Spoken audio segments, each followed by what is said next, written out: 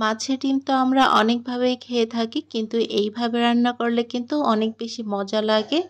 আর এক প্লেট ভাত তো অনায়াসেই খাওয়া যায়। আসসালামু আলাইকুম, আমি শারমিনের আঙিনায় সবাইকে ওয়েলকাম করছি নতুন আরেকটি রেসিপিতে। আজকে সবার সাথে মাছের ডিমের দারুণ একটি রেসিপি শেয়ার করছি। প্রথমে ডিমগুলোকে পরিষ্কার করে নিয়েছি, এরপর পরিমাণ মতো লবণ, হলুদ, মরিচ আর ধনিয়া গুঁড়ো দিয়ে ডিমগুলোকে ভালো করে মেখে নিচ্ছি। আমি কিন্তু এখানে সবগুলো আধা চামচ করে দিয়েছি আর ডিমটাকে একেবারে গলিয়েও ফেলিনি। এখন কড়াই গরম করে দিয়ে দিয়েছি পরিমাণ মতো সয়াবিন তেল। আর মাছের ডিম ভাজার সময় কিন্তু তেল একটু বেশি করে দিতে হয়, তাহলে ডিম ভাজাটা খুব সুন্দর হয়। যখন এক পাশ হয়ে যাবে উল্টে দিচ্ছি। ডিম ভাজার সময় মাছের ডিমটা একটু বারবার উল্টে পাল্টে দিতে হয়, তাহলে দুই সাইড খুব সুন্দর করে ভাজা হয়ে যায়। মাছের ডিমের এই রেসিপিটা রান্না করতে যেমন অনেক সহজ আর খেতেও মজা লাগে। আর এই রেসিপিটা কিন্তু পরিবারের সবার জন্য হয়ে যায় অল্প একটুখানি ডিম দিয়েই। আলহামদুলিল্লাহ, ডিম ভাজা কিন্তু হয়ে গিয়েছে। এখন আমি ডিমটাকে কিউব করে কেটে নিচ্ছি। যেহেতু আমি এই তরকারিটাতে আলু দিব, আলুটাকেও কিউব করে কেটেছিলাম, তাই ডিমটাকেও সুন্দর করে একই সাইজের করে কিউব করে কেটে নিচ্ছি।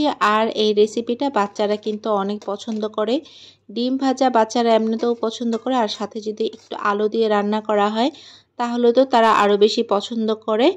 সবগুলো ডিম আমি উঠিয়ে রেখেছি। এখন কড়াইতে বাকি যে তেলটুকু ছিল ওই তেলে আমি কেটে রাখা আলুগুলো দিয়ে সামান্য একটু লবণ দিয়ে ভেজে নেব। আলুর মধ্যে প্রথমেই যদি একটু লবণ দেওয়া হয় তাহলে কিন্তু আলুর টেস্টটা ভালো হয়, তাড়াতাড়ি সিদ্ধ হয় আর খেতেও ভালো লাগে। আলুগুলো একটু ব্রাউন করে ভেজে নেব, তারপর উঠিয়ে নেব। এখন কড়াইতে আর একটু তেল দিয়ে দিয়েছি পেঁয়াজ আর কয়েকটা কাঁচামরিচ। এখানে দুইটা পেঁয়াজ ছিল, আর একটু লবণ দিয়েও কিছুক্ষণ আবার পেঁয়াজটাকে ব্রাউন করে ভেজে নিচ্ছি। কিছুক্ষণ ভাজার পরে এখন দিয়ে দিব সামান্য আদা বাটা আর রসুন বাটা। এখানে আধা চামচ করে ছিল। তারপর আবার এগুলোকে কিছুক্ষণ তেলের মধ্যে ভেজে নেব। এখন দিয়ে দিচ্ছি হলুদ, ধনিয়া আর মরিচের গুঁড়া। এখন এগুলোকে সবগুলোকে একটু পানি দিয়ে কষিয়ে নিতে হবে। এখানে কিন্তু আমি সবগুলো মশলা আধা চামচ করে দিয়েছিলাম। পানি দেওয়ার পরে তেল ভেসে না ওঠা পর্যন্ত ভালো করে কষিয়ে নিতে হবে। এখন দিয়ে দিচ্ছি ভেজে রাখা আলুগুলো যেহেতু আগে থেকে ভাজা ছিল, সিদ্ধ হতে খুব সময় লাগবে না। আমার আজকের রেসিপিটি যদি আপনার কাছে ভালো লাগে তাহলে আমার ভিডিওতে একটি লাইক করে কমেন্টে জানিয়ে যাবেন।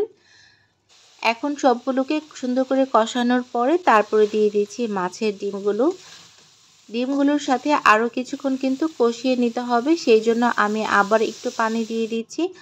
এখন দিয়ে দিচ্ছি আধা চামচ জিরার গুঁড়া, আর জিরার গুঁড়াটা দিলে কিন্তু এটার খুব সুন্দর একটা অ্যারোমা হয়। যখন রান্নাটা হয়ে যাবে তখন দিয়ে দিচ্ছি একটুখানি ধনিয়া পাতা।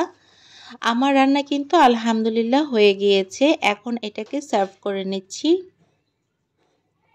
মাছের ডিম আপনারা এভাবে অবশ্যই একবার ট্রাই করবেন, খেতে মাশাআল্লাহ অনেক মজা। এতক্ষণ যারা আমার ভিডিওটি দেখেছেন সবাই ভালো থাকবেন। আল্লাহ হাফেজ।